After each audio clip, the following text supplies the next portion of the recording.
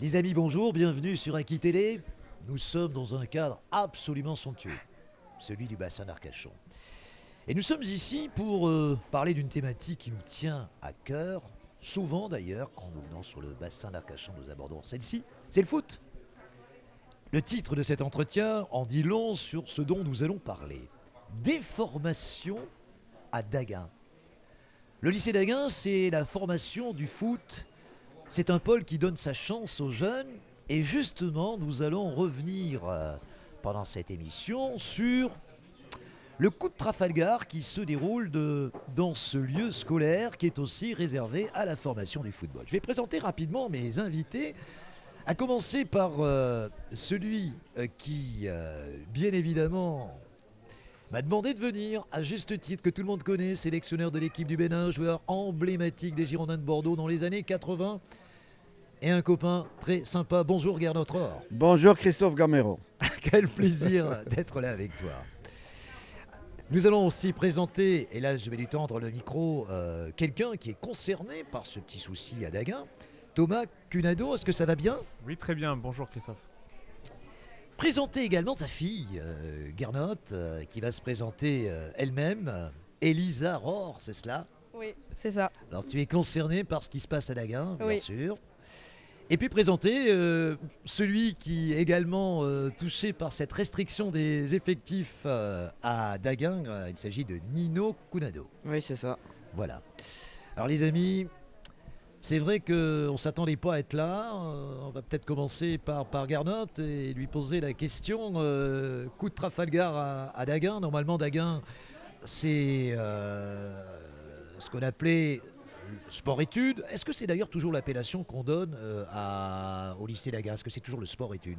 Oui, tout à fait. C'est sport-études, toujours, avec en plus le 50e anniversaire de l'existence de cet établissement.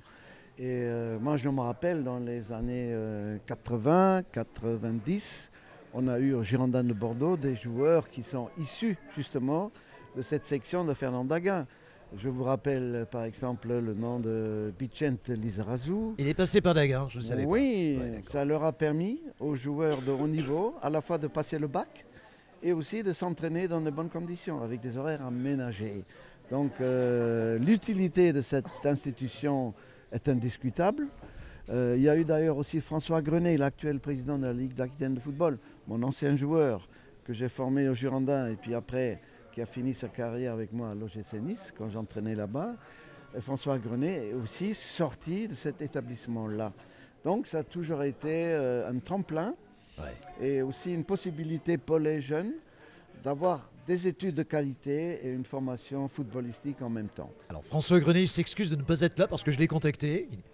Il est en vacances, assez légitime. Je pense qu'il serait venu pour évidemment prêcher la bonne parole. D'abord, on va laisser la parole à ta fille parce que elle a donc été sélectionnée, elle a fait des sélections, hein, c'est bien cela, Elisa. C'est ça. Et ces élections, c'est cette sélection, je veux dire cette élection, donc cette sélection te permettait d'entrer au lycée Daguin à la rentrée prochaine, sauf que pour des raisons budgétaires, ce ne sera visiblement pas le cas, à moins que cette émission change quoi que ce soit à ton destin.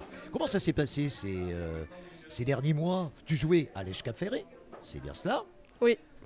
Tu as donc fait une sélection à Daguin. Tu as également fait des essais avec les Girondins de Bordeaux qui, d'après ce que m'a dit ton papa, ont été très satisfaisants. Et tu as été surpris de voir que le lycée Daguin ne retenait que 10 candidats qui eux-mêmes arrivaient du Pôle Espoir. Est-ce que j'ai bien résumé? Oui, oui. Alors quelle était ta première réaction? J'imagine la déception. Bah oui, j'étais un peu déçue et je m'y attendais pas trop. Quelle a été la deuxième réaction? Tu dis, il faut faire quelque chose. Oui. Et de quelque chose, tu te dis, si quelqu'un peut le faire, c'est papa. Oui. Évidemment. D'où l'idée déjà de faire cette émission. On ne va pas parler de pression, mais au moins médiatiquement d'essayer d'alerter les médias de ce qui est une injustice, Gernot. On veut bien le dire ainsi. Oui, tout à fait. Surtout que Elisa avait été sélectionnée en Gironde. C'était ça, sa sélection. Et elle a passé les tests à Daguin au mois de mai, avec des garçons comme Nino Parle bien dans le aussi. micro, parle bien dans le micro. Et voilà, donc ça s'est très très bien passé. Donc on pense que logiquement elle aurait dû y être, surtout qu'on l'a motivée tout au long de l'année de faire une bonne scolarité, tous nos parents, on a fait ça, pour leur dire si tu as un bon dossier scolaire, ça va t'aider pour pouvoir éventuellement accéder à sport-études d'Agen. Des formations à Daguin, mais pas dans le resto de Thomas Counado. C'est une belle restauration dans tous les sens du terme. Je te remercie. Oui, du coup, je suis Thomas Cunado, je suis ostréiculteur et restaurateur. Du coup, on est ici chez moi à la Bonne Franquette. Je suis très content de vous accueillir. Du coup, on vous a sollicité avec Garnotte puisqu'on a une petite problématique avec Daguin où les enfants qui jouent au foot, mon fils Nino Cunado qui joue au SAM, qui du coup avait passé les sélections de Daguin et qui avait été reçu, et la douche froide le 27 juin puisque le rectorat et l'académie ont décidé de refuser les dossiers. Du coup, il y a eu beaucoup de frustration chez les enfants, ce qui a fait que nous, en tant que parents, on a voulu essayer de faire évoluer les choses, avoir des réponses cohérentes et savoir pourquoi, et essayer de réintégrer aussi cette section qui est très importante pour l'Aquitaine. Et voilà, pour essayer de développer encore d'autres joueurs et un système éducatif qui soit pertinent. Alors Garnotte, la réponse qu'on vous formule, et ta fille va te tendre le micro, bien sûr, c'est restrictions budgétaires. Alors on est en plein dedans parce que le débat, on le voit bien avec le Premier ministre Bayrou qui nous promet des coupes sombres pour 2026. J'imagine que c'est dans cette logique-là des restrictions qu'on refuse les dossiers de vos enfants qui, si j'ai bien compris, ont toutes les compétences techniques et footballistiques pour entrer à Daguin, mais qui n'y vont pas pour des histoires de gros sous.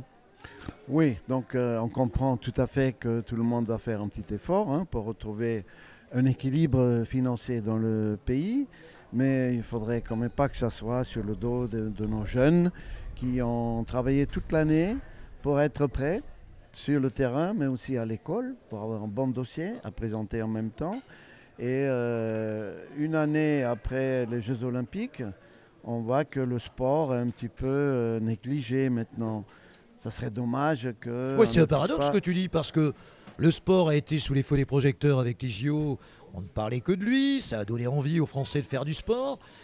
Et visiblement, on est en train de rogner un petit peu sur le budget du ministère des Sports, ce qui est quand même un petit peu paradoxal. Alors qu'on agite, on dit finalement, le faire du sport, c'est la meilleure façon de rester en bonne santé. Je pense que ce n'est pas la faute de l'académie, ce n'est pas la faute du recteur, ce n'est pas la faute de Fernand Daguin.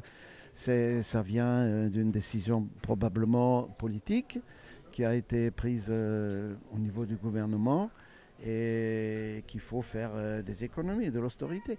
Mais je crois que ce n'est pas le bon endroit, et puis ce n'est pas parce que quelques jeunes ne vont pas pouvoir aller là-bas que l'équilibre budgétaire va se refaire. Ce sont des petits détails, mais qui ont beaucoup d'importance pour nos jeunes, pour l'avenir, pour le sport. Et tout le monde est d'accord pour dire que le sport permet quand même à nos jeunes d'évoluer. Il n'y a pas que les écrans. On sait qu'on se bat beaucoup pour qu'il y ait le moins possible. Donc le décourager avec des décisions comme ça, c'est dommage. C'est sans doute pas la meilleure décision. Tu as subi des tests physiques, j'imagine, pour être admise à Daguin. Quelles sont tes spécificités physiques? C'est quoi? C'est la puissance, on va peut-être pas parler de puissance à ton âge, mais la vitesse, j'imagine, la vitesse d'exécution, le dribble. Tu joues sur le côté droit, tu es ailier droit, ailière ou ailier droit? Ailière, oui, ou en pointe parfois. Ouais. Donc t'es quoi? Tu joues un petit peu comme, je ne sais pas, si tu devais te comparer à une joueuse de l'équipe de France. Oh, je sais pas trop. Non, t'as pas la prétention. Cascarino, Delphine Cascarino, qui a quand même oui, absolument, qui est une joueuse incroyable, qui a un sens du dribble, une vitesse d'exécution. C'est peut-être la meilleure joueuse, qui fait un match incroyable contre l'Angleterre. Un peu moins après, mais contre l'Angleterre, ça a été le cas. Bon, écoute, on va te souhaiter le meilleur, et puis on espère évidemment qu'on va revenir sur cette décision qui est un peu inique. Merci Garnotte, merci Thomas, merci Elisa, merci également à Nino à qui on a laissé la parole sans doute insuffisamment. Puis on espère évidemment que grâce à cette émission et à d'autres, puisque aujourd'hui il y avait Sud-Ouest, il y avait ici Gironde, eh bien grâce à cette pression médiatique entre parenthèses, le rectorat va revenir sur sa décision et que vos enfants seront intégrés à la rentrée. Ce qui serait vraiment une forme d'épanouissement pour vous et une forme de logique, il faut le dire Garnotte pour terminer. On peut parler de logique. Oui, vous demandez à ce que la logique s'applique tout simplement. Continuer quand même dans quelque chose qui existe depuis 50 ans, qui a porté ses fruits, qui a donné naissance à des athlètes haut niveau, à des champions du monde même. Donc je pense à Lisa Razou, Et ça serait dommage que ça s'arrête. On n'a pas cité le nombre de gens qui étaient admis. Il y en a 10 qui font partie du pôle espoir, mais combien étaient sélectionnés et ont été retoqués à cause de ces restrictions budgétaires? Est-ce que tu connais le nombre exact de ceux qui ont été retoqués ou refusés, Refusé. indépendamment de vos enfants? Combien? 90%. Mais en chiffres, ça donnait quoi? Est-ce que vous avez un Je crois qu'il chiffre? devait avoir Une trentaine? Non, je crois que nous, Ah, c'était une vas-y, vingtaine, Elisa. je crois. Parle bien dans le micro. Nous, je crois que c'était une vingtaine. Une vingtaine. Donc crois. en réalité, il y aurait dû avoir à la rentrée 30, entre 30 et Ouais. 40 joueuses de cet âge-là. Et ils n'en garderont en gros qu'un tiers ou un quart. C'est ça, hein, si j'ai bien compris. Des Ouais, arbitres ouais, se oui. trouvent dans ce cas-là aussi. D'accord, parle bien, pas bien. C'est important aussi l'arbitrage et c'est important de former des arbitres. On les oublie souvent, mais il y a aussi des gamins qui ont passé des sélections de l'arbitrage, qui ont fait beaucoup d'efforts et qui voulaient intégrer aussi ça pour progresser avec les joueurs, quoi. Donc c'est important pour tout le foot en fait.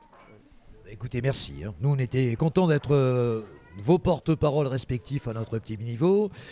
Des formations à Daguin, eh bien, on verra si cette émission est suivie des faits. C'est tout le mal que nous souhaitons. Et puis, bien évidemment, dès qu'il s'agit de foot, dès qu'il s'agit de sport, on est là pour en parler sur Aki Télé. Et on vous retrouvera très bientôt pour le faire, bien évidemment.